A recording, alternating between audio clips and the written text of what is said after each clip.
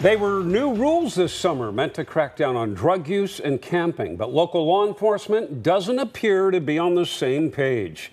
At 5 o'clock, I'm Jeff Gianolo. I'm Elizabeth Din. In 30 days, possessing small amounts of hard drugs will once again be illegal. But if you thought open drug use on Portland streets was suddenly going to disappear, we found out that's likely not going to happen. Lisa Balick live in Southeast Portland. Lisa, you asked the Portland police chief about this today. What did they tell you? Yeah, as you mentioned, lawmakers said, hey, that the law enforcement can start arresting people for possessing small amounts of drugs, be able to get them to jail or deflection. But the police chief here in Portland says, not so fast. And I understand the frustration and the apparent disconnect and misunderstanding that has come across maybe in this process.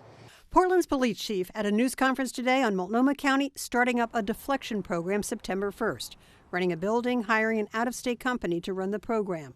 Police can take somebody there as a step towards treatment rather than going to jail when arrested. It's part of a new law that recriminalizes possession of small amounts of street drugs.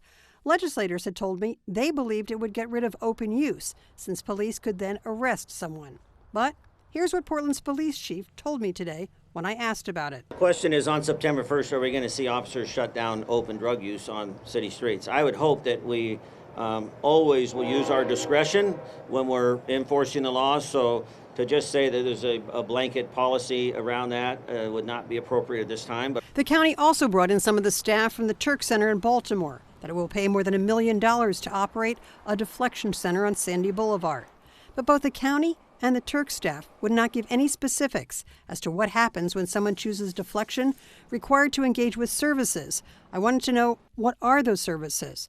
And there's a question even whether the deflection center will be open in 30 days. So we are hoping that come September 1, we'll be able to open the deflection center and welcome patients who are in dire straits. As for whether we will at least see less open drug use, the chief did say his officers will be making arrests. But I also anticipate a reliance upon the deflection center.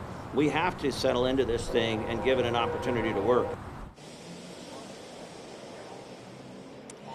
Now, one thing to keep in mind in all this, when lawmakers set this up to recriminalize small amounts, the deflection center,